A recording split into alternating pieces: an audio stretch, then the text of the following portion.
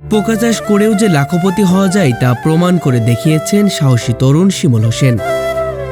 অদম্য ইচ্ছাশক্তি ও কঠিন সিদ্ধান্তের মাধ্যমে তিনি পোকা চাষ শুরু করেন, আর এই পোকা চাষ করেই তিনি হয়েছেন একজন সফল ব্যক্তি। 37 লক্ষ টাকা আমি শোধ করছি এই শুধু পোকার ব্যবসা করে, পোকা উৎপাদন করে। এটা শোধ করেছি আর মোটামুটি 7-8 মাস আগে শোধ হয়ে গেছে ইনশাল্লাহ। এখন যা করতেছে নিজের ক্যাশগুলো থাকতেছে। পোকা নামটি শুনলেই অনেকের গা ঘিনঘিন করে ওঠে, আর ঠিক সেই জায়গায় তিনি 2 হাতে পোকা ধরছেন এবং প্রতিনিয়ত এই পোকাদের সঙ্গে কাজ করছেন। 1 কেজি উৎপাদন খরচ হয় 8 থেকে 10 টাকা, কোনো কোনো ক্ষেত্রে 15 টাকা হতে পারে। এটা এখন 80 টাকা কেজি তো 3 বছর যাবতই দিচ্ছি এক জায়গাতে। তো এখন 5 টাকা বাড়াইছে, 85 টাকা কেজি বিক্রি হয়। প্রতি মাসে প্রায় 10 টনের মতো পোকা উৎপাদন করি আমি। 10 টন? জি, 10 টন। তবে পোকা চাষের সিদ্ধান্তটি খুব সহজ ছিল না। যখন তিনি এই সিদ্ধান্ত নেন তখন পরিবার বাধা দেয়। আমি প্রথমে শুরু করেছিলাম 8 থেকে 10 হাজার টাকা দিয়ে। সবাই এটা বাসায় করা যাবে না, এক কথায় শেষ। শুধু বাবা মা না, সবাই পোকা জিনিসটা শুনতে আসলে খারাপ শোনা যায়। কিন্তু তিনি নিজের সিদ্ধান্তে অনড় থাকায় এক পর্যায়ে তাকে বাড়ি থেকে বের করে দেওয়া হয়। বাড়ি থেকে বের হয়ে ছোট্ট পরিসরে একটি জায়গায় ভাড়া নিয়ে সেখানে কয়েকটি ট্রের ভেতরে পোকা চাষ শুরু করেন। এক পর্যায়ে তিনি সফলতার মুখ দেখতে শুরু করেন। শুধু পরিবারের লোকজনই নয়, আশেপাশের এলাকার মানুষও তাকে নিয়ে সমালোচনা করত। প্রথম যখন শুরু করি বাসা থেকে তো বের করে দিলই, বাসায় করতে দেবে না। আসি এক জায়গায় শুরু করলাম, এলাকার মানুষজন বলতো যে পাগল হয়ে গেছে। আমার খামারে প্রতি মাসে কামলা বিল দিয়ে, বিদ্যুৎ বিল বা জায়গার ভাড়া দিয়ে, যেহেতু আমার নিজের জায়গা নেই, সব ভাড়া নিয়ে 3.5 লক্ষ টাকা প্লাস আমার হাতে প্রতি মাসে খরচ আছে। খরচই আছে? জি, খরচ আছে। আচ্ছা। একটি শিক্ষিত ছেলে লেখাপড়া শেষ করে চাকরি না করে পোকা চাষ করবে, নিশ্চয় সে পাগল হয়ে গেছে, এমন কথার শিকার হতে হয়েছে তাকে। তবে অক্লান্ত পরিশ্রমের মাধ্যমে তিনি আজ সফল। আমি কারো অধীনে কাজ করতে চাই না, এই জন্য আমি এটা শুরু করছি এবং ছাড়ি নাই যতক্ষণ পর্যন্ত সাকসেস না হয়েছে। এখন আমার কাছে অনেক ভালো লাগে, কারণ এই যে মানুষজন দিয়ে, আমি একসময় অন্যজনের কাজ করতাম, এখন আমার কাছে আরো 7 জন কাজ করে। সবাই আসে, কথা বলি, কাজ করতেছে, বেতন দিচ্ছি, আমি নিজেও কিছু ওদের থেকে ইনকাম করে নিচ্ছি। এই সব মিলে অনেক ভালো লাগে। এখন সবাই তাকে নিয়ে গর্ব করে এবং তার কাছ থেকে পোকা চাষ শিখে নিজেরাও আগ্রহী হয়ে উঠছেন। তো আমি হাঁস পালন করে 27-30 লক্ষ টাকা, 27 থেকে 30 লক্ষ টাকা লস খাওয়ার পরে জায়গায় জায়গায় ঘুরে বেড়াচ্ছে, মানুষ কিছু বলে না যে লস খায় এখন কি করতেছে, এই বিষয়ে কিছু বলে না। আমি পোকা চাষ শুরু করছি, তখন থেকে মানুষ পিছ লাগছে যে আমি পাগল হয়ে গেছে। আচ্ছা। হ্যাঁ, পরবর্তীতে আবার সাকসেস হওয়ার পর ওরাই আমার কাছে শিখতে আসে যে আমাকে পোকা চাষ শেখায়। জি, আমিও শিখাই। মাত্র কয়েক হাজার টাকা দিয়ে শুরু হয়েছিল এই পোকা চাষ। তবে এর আগে তার জীবনে ঘটে যায় এক হৃদয় বিদারক ঘটনা। পোকা চাষের আগে তিনি হাঁসের খামার করেছিলেন। 29 লাখ টাকা খরচ করে খামার করার পর বড় ধরনের লোকসানের মুখে পড়েন। ব্যাংকের ঋণ ও সুদের টাকা মিলিয়ে দেনার পরিমাণ প্রায় 40 লাখ টাকা দাঁড়ায়। তখন তিনি দিশেহারা হয়ে পড়েন, কিভাবে এত টাকা শোধ করবেন। পরিবার থেকে চাপ, পাশাপাশি ধার দেনার টাকার চাপ, সব মিলিয়ে একসময় তিনি বাড়ি ছেড়ে পালিয়ে যাওয়ার সিদ্ধান্ত নেন। তো আমি 27 থেকে 30 লক্ষ টাকা মাইনাসে চলে যাই, হাঁস পালন করতে যাই। যখন মাইনাসে চলে যায়, এই যে যারা 27 থেকে 30 লক্ষ টাকা পাবে, এরা দিন রাত আমার বাসাতে আসে, টাকা দেওয়ার পাবে, আসবে, এটা স্বাভাবিক ব্যাপার। ধৈর্য ধরে ঘুরতেছি, মানে ভালো লাগে না, কি করবো বুঝে পাচ্ছে না, রাতে ঘুম আসে না। হঠাৎ ইউটিউব দেখতে দেখতে তার সামনে আসে ব্ল্যাক সোলজার পোকার একটি ভিডিও। তিনি দেখেন বিদেশে এই পোকা চাষ করে হাঁস, মুরগি ও মাছকে খাওয়ানো হচ্ছে। অল্প খরচে উৎপাদন এবং বেশি প্রোটিন থাকায় তিনি এই পোকা চাষে উদ্বুদ্ধ হন। এক আত্মীয়র মাধ্যমে কিছু মাদার পোকা বিদেশ থেকে সংগ্রহ করেন, তবে আনার কিছুদিন পরেই সেগুলো মারা যায়। ইউটিউব স্ক্রল করতে করতে হঠাৎ করে দেখে যে আমি ব্ল্যাক সোলজার পোকা, ওটা যত সম্ভব সাউথ আফ্রিকার একটা ভিডিও প্রথমে ফার্স্টে দেখছিলাম, যে ব্ল্যাক সোলজার পোকা ছিটায় দিয়ে হাঁসে খাওয়াচ্ছে। তো আমি তখন দেখলাম যে আমি তো হাঁস মুরগি পালন করে এত টাকা ক্ষতিগ্রস্ত হয়েছি, অথচ এটা পোকা ছিটায় দিয়ে খাওয়াচ্ছে, তাহলে এটা দেখা লাগে। আবার দেখলাম এইভাবে একটা ভিডিও দেখলে তো ওই ধরনের ভিডিও আরো অনেকগুলো আসে। তো এইভাবে ইউটিউব স্ক্রল করতে করতে ভিডিও দেখতে দেখতে আমার ভালো লেগে যায়, কিন্তু আমি কোথায় থেকে নেবো ওইটা বুঝতে পারছিলাম না। এটা তখন বাংলাদেশে ছিল না। তো সাউথ আফ্রিকায় একটা ভাইয়ের মাধ্যমে আমি প্রথমে 2 কেজি মাদার পোকা আনি।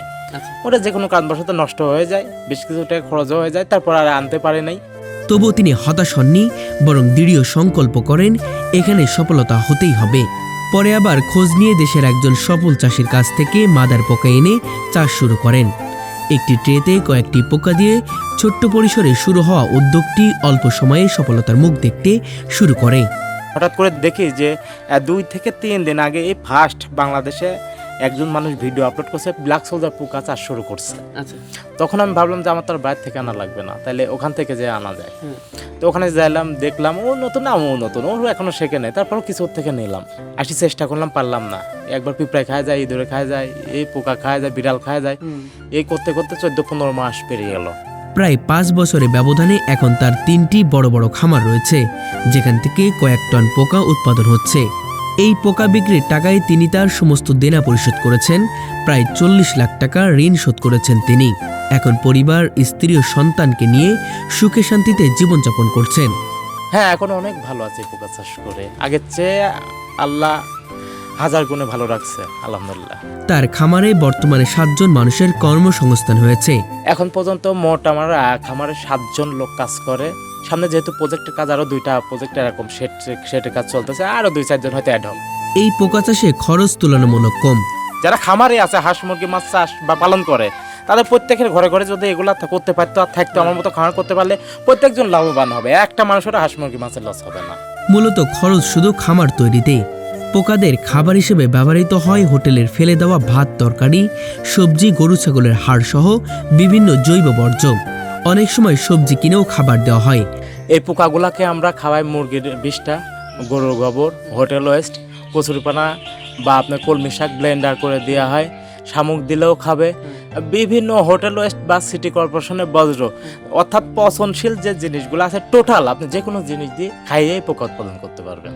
প্রতি কেজি ব্ল্যাক সোলজার পোকা উৎপাদন করতে খরচ হয় 5 থেকে 10 টাকা, কখনো 15 টাকাও খরচ হতে পারে। আর পাইকারি বিক্রি হয় 80 থেকে 85 টাকায়। এই পোকার মধ্যে প্রায় 45% প্রোটিন রয়েছে, যা অনেক ফিডের তুলনায় দ্বিগুণ। এই পোকা দুর্গন্ধহীন এবং রোগ জীবাণুমুক্ত হিসেবে পরিচিত। এটা সম্পূর্ণ স্বাদু পোকা এবং জীবাণুমুক্ত পোকা এবং প্রোটিনে ভরপুর। 1 কেজি ফিডের মধ্যে যেমন 17 থেকে 23% প্রোটিন থাকে, আমরা যতটুকু জানি লেখা থাকে, কিন্তু থাকে না ওই পরিমাণ। এটার মধ্যে লাইভ 35 থেকে 40%, 45% প্রোটিন আছে। আমি খাওয়াচ্ছি, দ্রুত গ্রোথ আসতেছে, আপনি চকচকা জিনিস হচ্ছে, বিক্রি করে দিচ্ছি, এই তো লাভ। আর উৎপাদন খরচও কম। 1 কেজি ফিডের মূল্য যেখানে প্রায় 60 থেকে 70 টাকা, 65-70 টাকা, ওখানে আমার 1 কেজি পোকা উৎপাদন খরচ 15 টাকা, সর্বোচ্চ 15 টাকা, আমি হাইস্ট বললাম, কিন্তু হয় মূলত 8 থেকে 10 টাকা। তাহলে আমার কেজিতে ওখানে যদি 50 টাকাও সেভ হয়, তাহলে তো আমি ডেলি দিন যদি 100 কেজি পোকা উৎপাদন করতে পারি, ডেলি 5000 টাকা সেভ। মাসে 30 দিন হিসাব করলে 1.5 লক্ষ টাকা সেভ। এই তো আর কোনো কিছু আমার মনে হয় যে একজন মানুষের জীবনে প্রয়োজন আছে। তো লাভজনক তো অবশ্যই লাভজনক। যেখানে 1 কেজি ফিডের মূল্য 70 টাকা, এখানে 1 কেজি পোকা উৎপাদন খরচ 10 টাকা, কেজিতে 60 টাকা সেভ, মানে কি হিউজ পরিমাণ ইনকাম। শিমুল হোসেন এখন নিজের হাঁস, মুরগি ও মাছের খামার গড়ে তুলেছেন। সেখানে খাদ্য হিসেবে ব্যবহার করছেন ব্ল্যাক সোলজার পোকা। ফলে কম খরচে বেশি লাভবান হচ্ছেন। প্রয়োজনে পোকা নিজ খামারে ব্যবহার করে বাকিগুলো বিক্রি করে দেন। ফলে তিনি 2 দিক থেকেই লাভবান হচ্ছেন।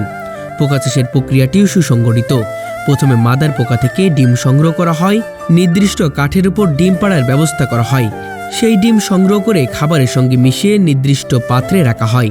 কিছুদিনের মধ্যে ডিম থেকে লার্ভা বের হয় এবং ধীরে ধীরে পূর্ণাঙ্গ পোকায় পরিণত হয়।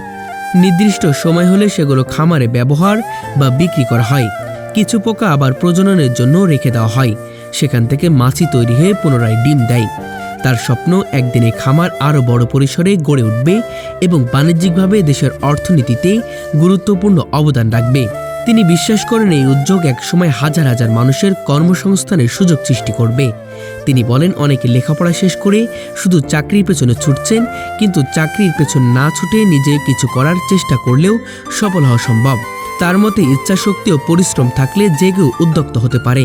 তিনি আরও বলেন, কেউ যদি তার কাছ থেকে পোকা চাষ শিখতে চান, তাহলে তিনি বিনা বাধাই ও আন্তরিকতার সঙ্গে শিখিয়ে দেবেন ইনশাল্লাহ। পাবনার আটঘরিয়া উপজেলার এই অদম্য তরুণ প্রমাণ করেছেন, লেখাপড়া শেষ করে শুধু চাকরির পেছনে ছুটতে হবে এমন কোনো কথা নেই।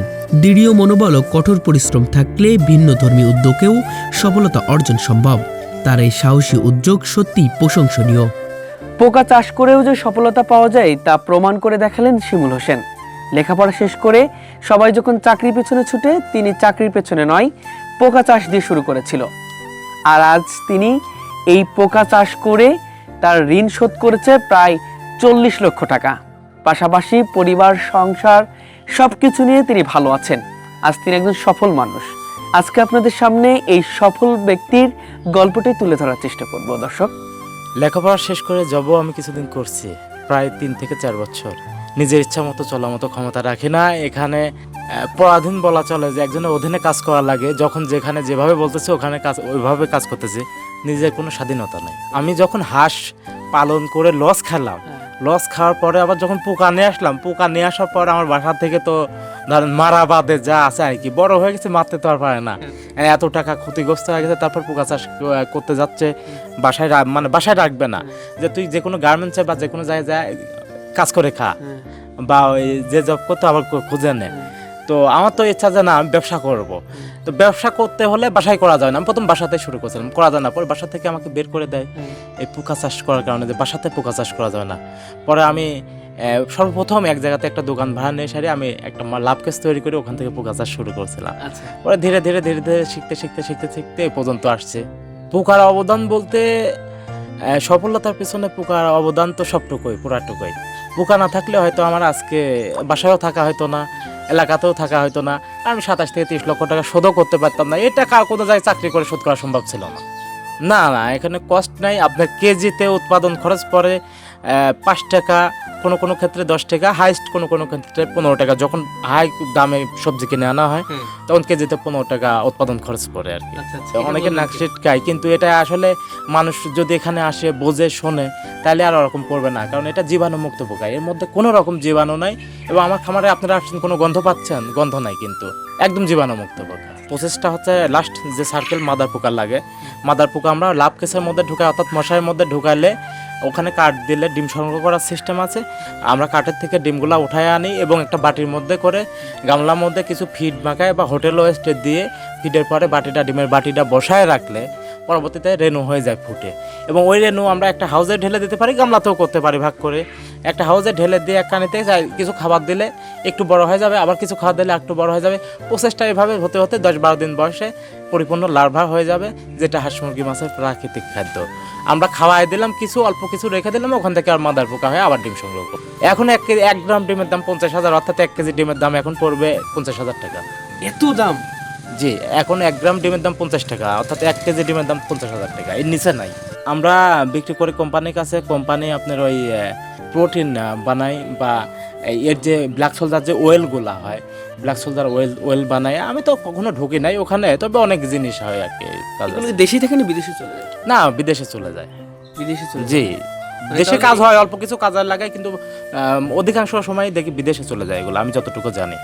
জি, এগুলো আমি যে মরা মাছি, তারপরে আপনার যে লার্ভা আমার যতটুকু প্রয়োজন, আমার যতটুকু চাহিদা আছে, হাঁস মুরগি মাছ কোয়েল পাখি যা আছে এগুলাকে খাওয়াই, পাশাপাশি যতটুকু বাঁচে কোম্পানির কাছে সেল করে দিই। আমার এখন কোয়েল পাখির খামার আছে, হাঁসের খামার ছিল, আবার হাঁস মাংস হিসাবে বিক্রি করে দিয়েছি বড় হওয়ার কারণে। মাছ আছে আর মুরগি আছে। এখন দেখছি যে এটা অনেক ভালো, আর যেখানে ইনকাম আছে সেখানে ভাই এগুলা ঘিন করে কোনো লাভ নাই।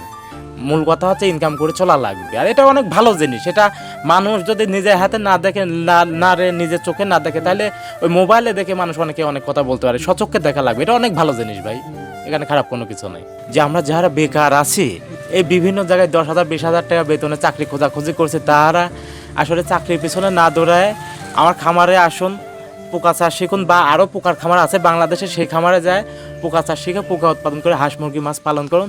দেখবেন আপনারা আর বেকার থাকবেন না, চাকরিও খোঁজা লাগবে না, ইনশাল্লাহ আপনারা এই চাকরি দিতে পারবেন। আমার কাছে যে আসে, আমার লোকজন আছে, খামার আছে, যেহেতু লোক খামারে থাকে, আমার কামলাগুলো দিন রাত 24 ঘন্টা খামার খোলা, যে মন যায় যখন মন যায় তখন আসতে পারবে, শিখতে পারবে, এবং আমি সময় দেবো, ইনশাল্লাহ শিখে যা করবে, সমস্যা নেই।